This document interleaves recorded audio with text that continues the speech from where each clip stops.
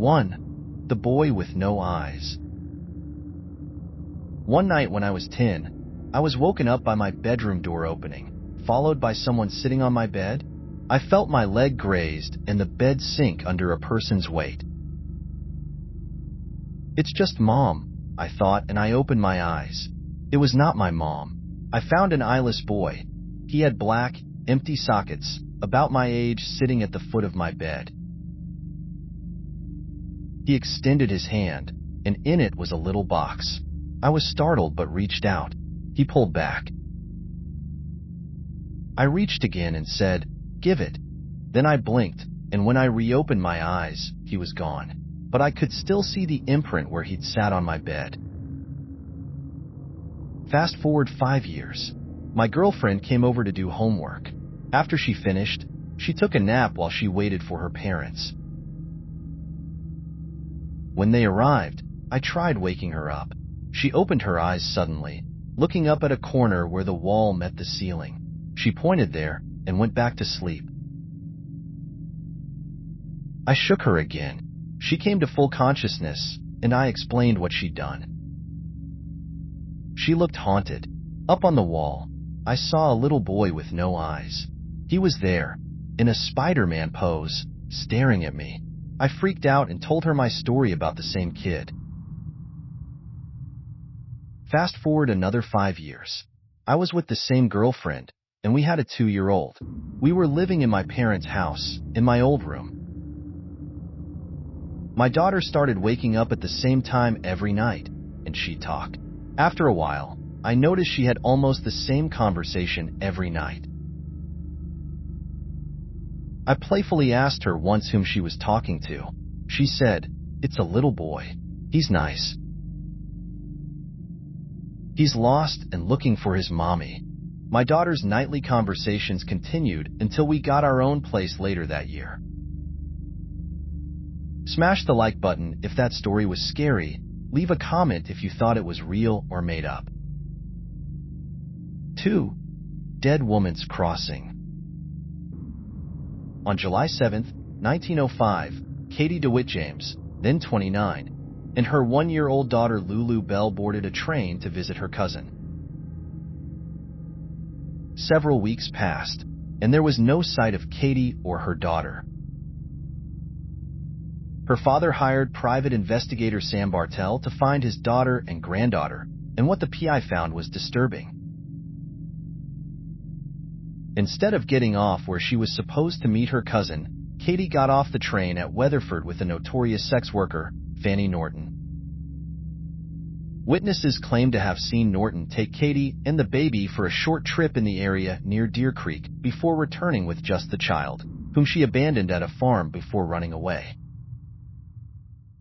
When Bartell finally located Norton, she was brought into custody but soon poisoned herself. Sometime later, the following August, a father who was fishing with his son near Deer Creek discovered the skeleton under a wooden wagon crossing. The skeleton was fully dressed. The skull was found 3 feet away with a bullet just behind the right ear.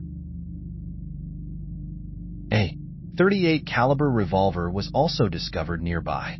It was concluded that the body belonged to Katie DeWitt James. It was left there after Norton slayed her the month beforehand. 80 years later, the wooden crossing was demolished and a concrete bridge was built instead. It was promptly given the tragic moniker of Dead Woman's Crossing. People have claimed to have seen Katie as a blue light floating throughout the town and have heard a woman's voice searching for her kid and the sound of rolling wheels. 3. Rocking Horse. One night, when I was maybe 10 to 12, I had trouble falling asleep. My bedroom was the entire top floor of our house, with my bed and such being on the left side and storage closets and a play area being on the right. I was lying in bed when I heard a noise from the other side of the room and see a rocking horse begin to rock. It was sitting just outside one of the storage closet doors. It proceeded to rock its way halfway across the room and stopped dead under the ceiling light. At this point, I was freaking out and just buried my head under my blankets and never peeked out again until morning. It was all confirmed to not be a dream, as the rocking horse was still in the middle of my room when I woke up. Furthermore, I got a stern punishment from my parents for being up out of bed playing with my toys well past my bedtime. Their bedroom was directly below the storage closet/play area and had heard the creaking of the rocking horse shuffling across the room. Fear much. When I was 12, my cat went missing in the summer. We lived in the country near a lot of farms, and he was an indoor or outdoor cat, but he would come home every night for his dinner. He hadn't shown up for 2 days, and I'd been roaming around the fields looking for him. The second night, I had a vivid dream where I saw him lying on his side in a field dead. The next morning, I went out as soon as I woke up and walked exactly to where his body was, in a field about 600 yards from my house where I hadn't looked yet. This creeped me right out, and I strongly believe that dreams can tell you things if you only pay attention. Since then, I've had other dreams that have come true or warned me of things. But this was the most vivid. It was like a photograph, and 20 years later I can still see the image clearly in my mind. Rest in peace, sweet Max. 5. Ghost of Crescent Hotel.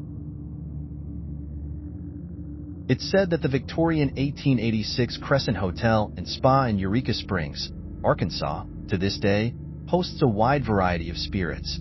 Apparently, one Irish stonemason, referred to by staff members as Michael, perished in what is now room 218 after the hotel's skeleton structure had been built in the 1880s. This room consistently ranks as the most spiritually active one in the hotel. Visitors of the hotel have seen hands emerge from the bathroom mirror